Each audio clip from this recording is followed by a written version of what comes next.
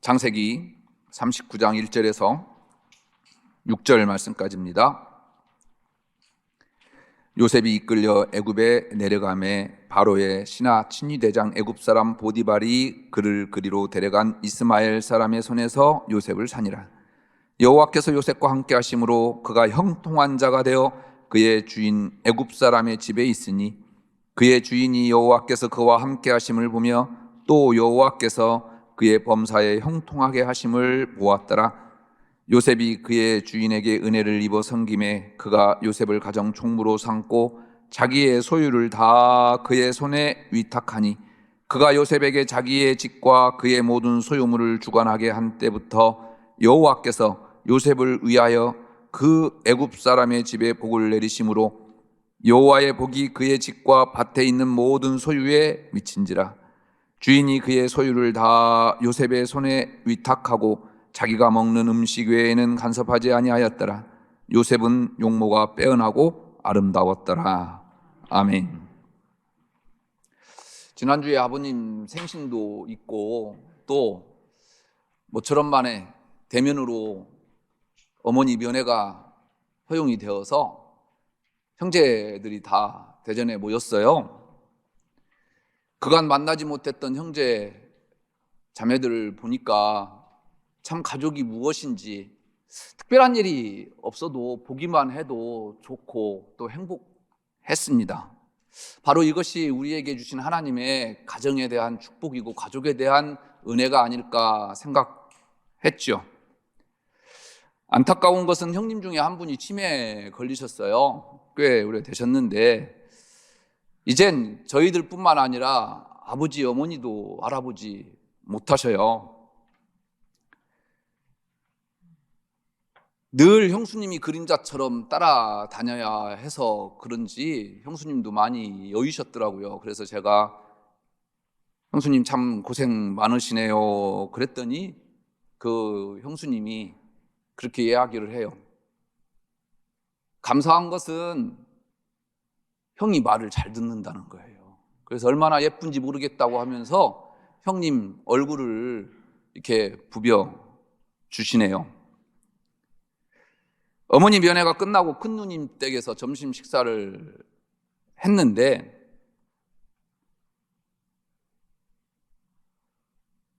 놀라운 사건이 하나가 생겼어요.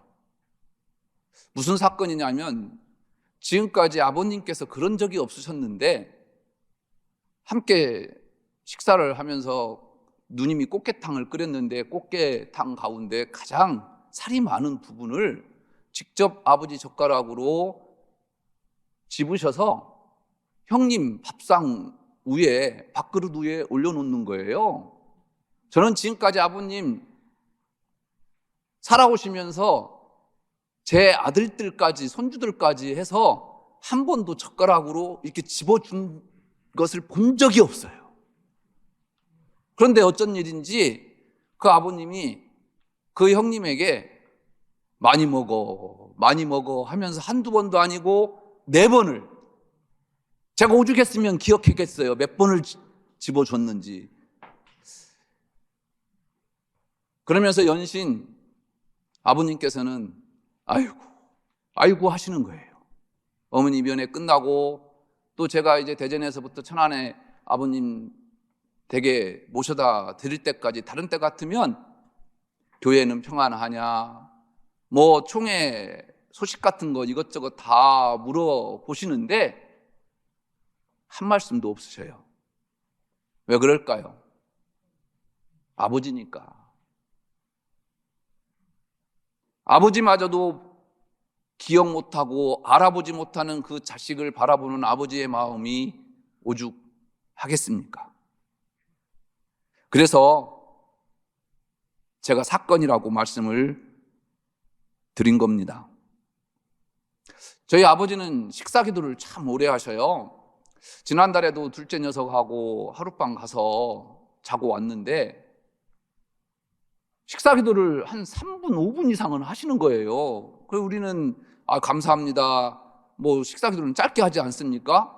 너무 길게 하셔서 어떻게 숟가락을 잡을 수가 있어야지요. 기도가 끝날 때까지. 기도가 끝난 다음에 아버지, 뭔 기도를 그렇게 오래 하시냐고 그랬더니, 야, 이 자식아, 내가 91살인데 너하고 같이 식탁에 앉아서 밥을 먹는다라는 것 자체가 이거 얼마나 감사한 일이냐. 내 두 발로 걸어 다니고 또 모든 것이 하나님의 은혜 아니냐. 그리고 너희들 자식들 가정마다 건강 달라고 기도하고 무엇보다도 하나님 잘 섬기게 해달라고 기도하는데 뭐가 불만이냐 그러시는 거예요. 불만이 아니지요. 이렇게 저희 아버님은 저희들에게 신앙이 무엇인지, 믿음이 무엇인지, 하나님 앞에 어떻게 살아가야 하는지를 보여주고 계십니다. 오늘은 어버이날이자 또 어버이 주일이죠. 그 어느 때보다도 부모님 생각이 참 많이 납니다. 아버지, 어머니 그 이름만 불러도 울컥하는 이름이죠. 그런데 저는 언젠가부터 아버지, 어머니 뵙고 오면 마음이 참 아립니다.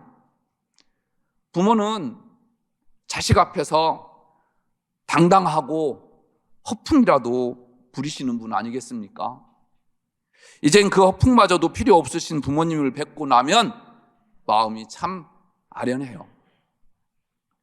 평생 자식 앞에서 허풍을 떨 수밖에 없으셨던 아버지, 어머니가 이젠 자식들의 허풍을 떨어야만 하는 것을 들어야만 하는 그러한 위치가 되신 것이요, 못내 안타깝습니다.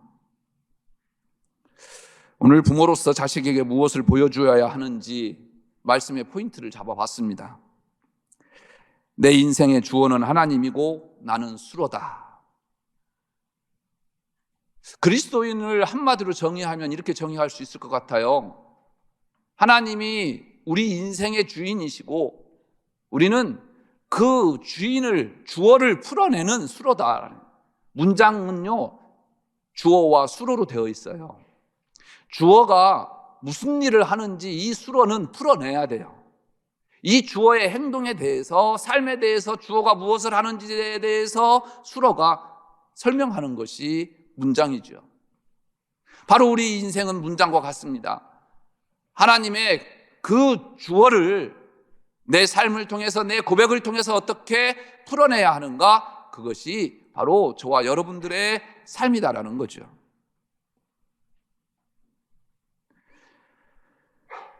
요셉의 이야기 중에서 가장 클라이막스 장면을 뽑으라면 노예로 팔았던 그 형들과 총리 대신이 되어서 만난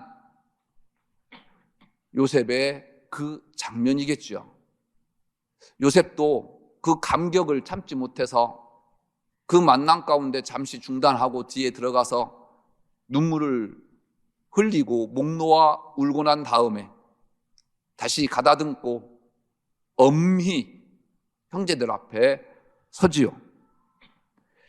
노예로 팔려간 요셉이 애굽의 총리가 되어 형들과 가족을 구원하는 자가 될 것이라고 그 누가 상상이나 했겠습니까? 어떻게 요셉이 이런 역전의 인생을 쓸 수 있었을까? 오늘 본문에 그 답이 들어 있습니다. 여호와께서 요셉과 함께 하심으로 그가 형통한 자가 되었더라. 그의 인생 전반은 비록 종으로 팔려갔지만 요셉이 가는 곳마다 인정받고 그의 맡은 일들은 전부 형통했습니다. 요셉과 같은 파란만장한 삶을 살더라도 그 방향이 형통하게 되는 삶의 방향이라고 한다면 살아볼 만하지 않겠습니까? 그런데 지금 여러분들이 당하고 있는 어려움과 역경과 고난이 있다 할지라도 여러분들은 형통할 수밖에 없습니다. 왜냐하면 요셉과 같이 하나님께서 여러분들과 함께 하시기 때문입니다.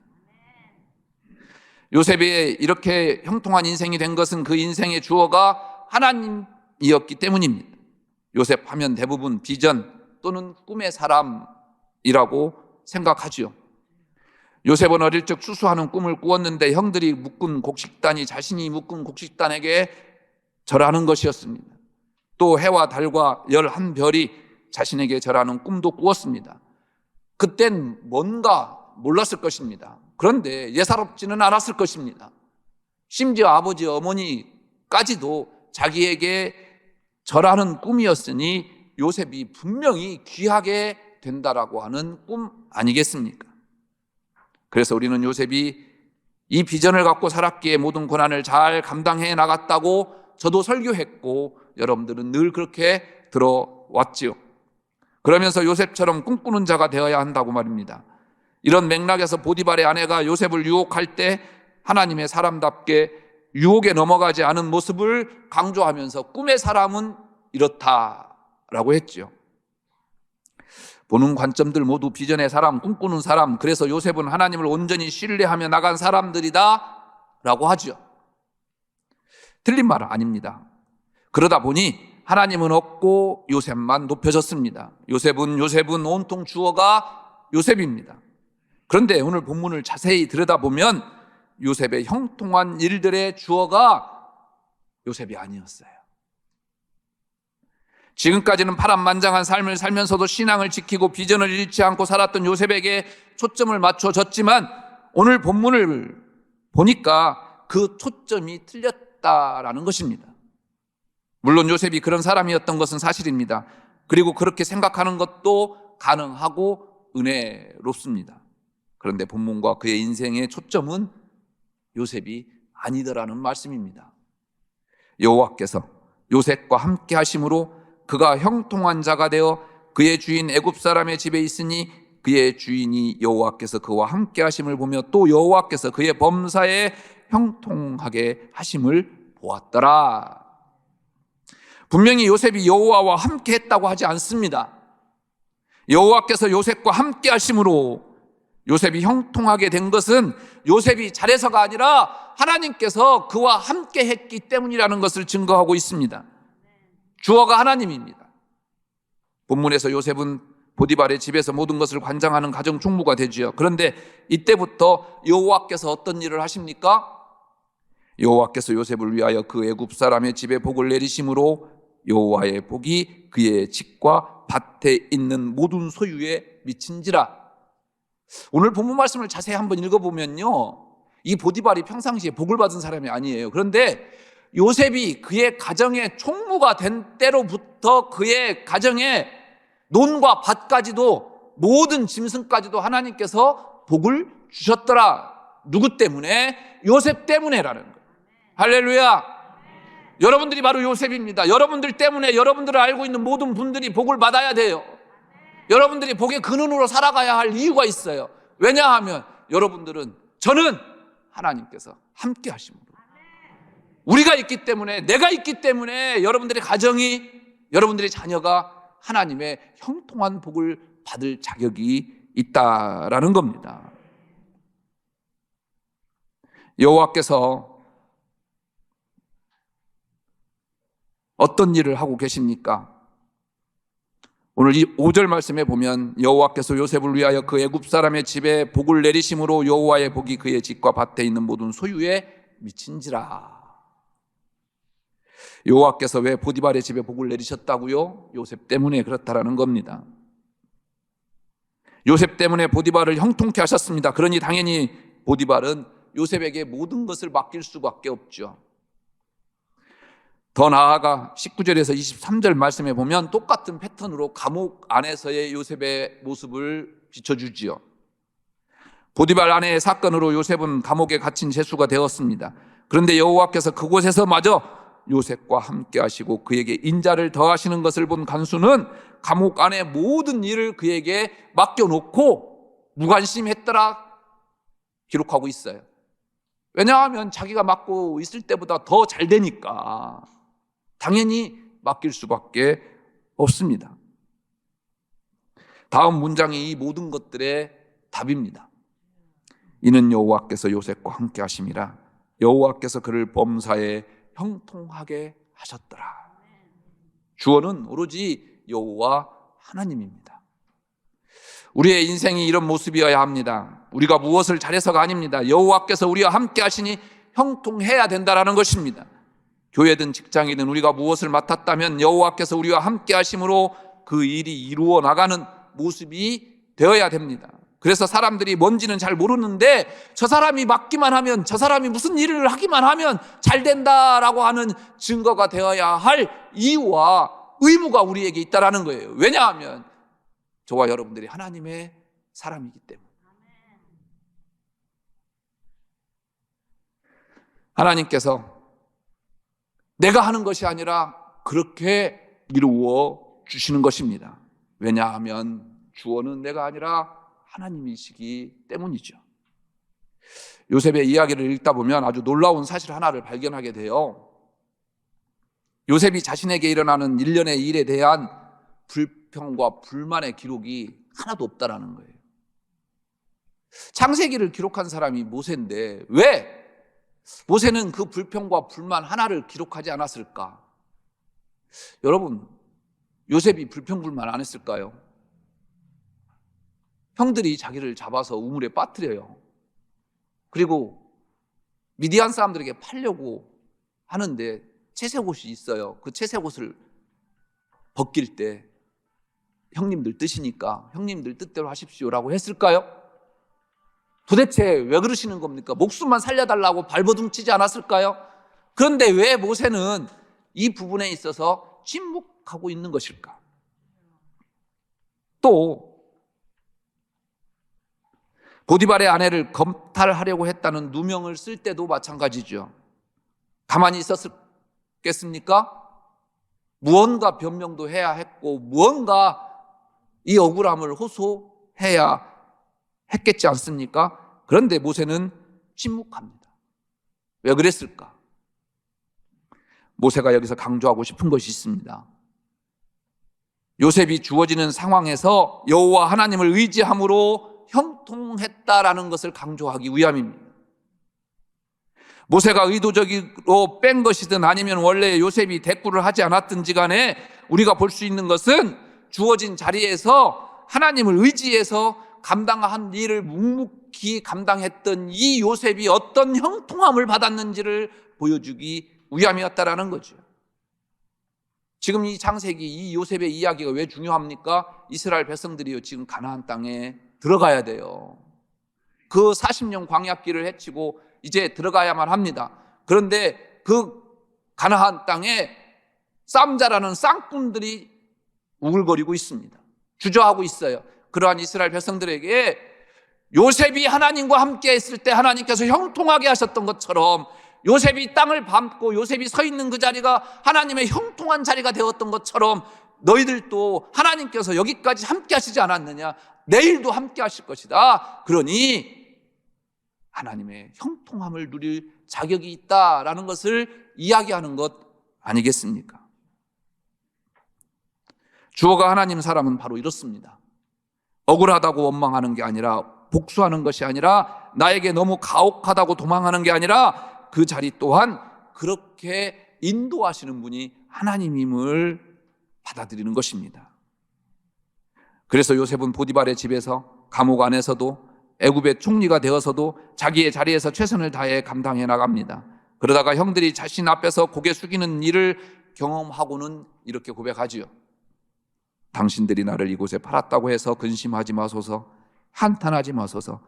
하나님이 생명을 구원하시려고 나를 당신들보다 먼저 보내셨나이다.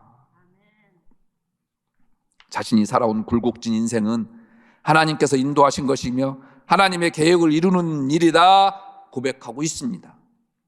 창세기 저자 모세가 강조하는 것은 하나님께서 세우신 자리에서 사람을 보는 게 아니라 하나님의 마음을 헤아리며 하나님께서 어떠한 상황으로 인도하시든지 그것은 하나님의 섭리 가운데 있다라고 하는 것을 받아들이는 요셉의 모습이 어떻게 되었는지를 저와 여러분들에게 이야기하고 이스라엘 백성들에게 이야기하고 있는 것입니다. 요셉에게 왜 불만이 없었겠습니까? 그러나 그보다 여호와께서 자신의 삶을 인도하심을 믿고 여호와를 의지했습니다. 우물 구덩이에서, 보디발의 집에서, 감옥 안에서, 그리고 애굽의 총리 대신이라고 하는 자리에 올랐을 때조차도 그는 오직 여호와 하나님을 바라보고 여호와 하나님께서 내 인생의 주어임을 고백하며 살았다. 그것을 모세는 저와 여러분들에게 지금 보여주고 있습니다. 요셉은 마른 우물바닥에 떨어졌을 때 실망과 낙담이 아니라 형들로부터 이런 일을 당하는 것도 여호와께서 내게 인도하시는 삶이라는 것을 인정하고 여호와께서 어떻게 역사하시는지 기대하며 나아갔을 것입니다. 보디발의 집에서도 내가 일을 잘해서 출세해야겠다가 아니라 억울하게 팔려와 종노릇하지만 이것도 여호와께서 내게 주시는 훈련이라고 생각하면서 신실하게 기도하며 감당하였을 것입니다. 감옥에서도 그리고 애굽의 총리가 돼서도 하나님이 함께 하시기 때문입니다. 하나님의 계획 안에 들어있는 일이기 때문입니다. 그래서 어렵거나 난처한 일이 생기면 이런 생각을 가졌을 것입니다. 하나님께서 나를 또 어떤 귀한 일에 쓰시려고 하시나, 나를 또 어떻게 복을 주시려고 하시나. 사도행전 14장에 보면 바울과 바나바가 루스드라에서 복음을 전하는 이야기가 나와요. 나면서부터 한 번도 걸어보지 못한 사람에게 내 발로 바로 일어서라 라고 명령하지요. 그는 즉시 일어나 걷습니다. 이를 지켜보던 주변 많은 사람들이 신들이 사람의 형상으로 나타났다 라고 하면서 바나바를 제우스, 바울을 헤르메스라고 하죠. 여성분들은 제우스보다 헤르메스를 좋아할 겁니다. 프랑스어로 애치는 묵음이에요. 그래서 에르메스라고 발음도 하죠. 세계 3대 명품이 루이비통, 샤넬 들어보셨어요? 가장 탑으로 꼽히는 가방과 의류 브랜드가 바로 이 에르메스라고 하는 브랜드입니다. 조그만 가방 하나에 수천만 원 호가하는 브랜드예요. 원래 바구를 만들던 회사인데, 그래서 브랜드 대표 이미지가 뭐냐면 마차를 모는 사람입니다. 그런데 이름은 같을지 모르겠지만요, 명품 브랜드 에르메스는 창립자가 디에리 에르메스의 이름을 딴 브랜드예요. 제우스는 그리스 신화에서 나오는 신들 중 최고의 신이고 로마 신화의 주피터입니다. 바나바를 제우스라고 부른 것은 그의 외모가 바울보다 훤칠하고 뛰어났을 뿐만 아니라 나이가 바울에 비해서 많았고 바울 뒤에서 말없이 묵묵히 서 있기 때문에 바나바를 제우스라고 불렀던 것 같습니다. 바울을 헤르메스라고 불렀는데 이 신은 제우스의 신탁을 받아서 그의 대변인 노릇을 하는 신이었고 로마 신화의 머큐리 들어보셨죠? 라는 신입니다. 그들이 바울을 운명과 연설의 신이기도 한 헤르메스라고 부른 것은 그가 군중 사이에서 탁월한 말솜씨를 가지고 연설하였기 때문일 것입니다. 그래서 제우스 신당의 제사장이 어떻게 합니까? 소 한 마리를 끌고 오고요, 화환을 가지고 와서 신이 인간으로 현현한 이 바나바와 바울에게 제사를 지내려고 해요. 그때 어떻게 합니까? 옷을 찢으면서요, 그들에게 달려나가서 소리를 지릅니다. 어찌하여 이런 일을 하느냐? 우리도 당신들과 같은 성정을 가진 사람이다. 우리가 당신들에게 복음을 전하는 것은 이런 헛된 일들을 버리고 천지를 지으신 하나님을 예배하게 하기 위함이다 라고 이야기하죠. 지사님 같으면 어떻게 하시겠어요? 설교 준비하다가 솔직히 저 속마음을 들여다봤어요. 저 같으면 바울 1, 2, 3차 떠나지 않습니까? 선교여행. 무슨 선교여행이에요? 말이 여행이지 죽을 고비를 얼마나 많이 넘깁니까? 저 같으면요 2, 3차 여행 포기해요. 그냥 이 루스드라에 머물러 있을 것 같아요. 왜냐하면 그곳에 있으니까 소 한 마리가 들어오네요. 또 자기를 제우스라고 제사를 지낸답니다. 뭐가 부럽습니까? 부러울 게 없지요. 이 자리에 눌려 앉으려고 합니다. 혹시 이런 마음이 저와 여러분들의 마음은 아닙니까? 혹시라도 여러분들 신앙하고 예수를 믿는다라는 것이 이런 마음을 숨겨놓고 살아가고 있지는 않습니까? 그런데 오늘 요셉의 이야기를 통해서 성경은 우리에게 이야기합니다. 주어는 하나님이고 나는 수로다. 나는 주어이신 하나님을 내 삶을 통해 풀어내는 존재입니다. 어버이 주일, 여러분들이 부모로서 그 하나님의 일을 풀어내시는 여러분들이 되시기를 주의 이름으로 축복합니다. 자녀들은 그 하나님의 일을 풀어내시기를 바랍니다. 그래서 여러분들의 인생이 여러분들이 주어가 아니라 하나님이 주어인 삶을 살아내시기를 주의 이름으로 축복합니다. 기도하겠습니다.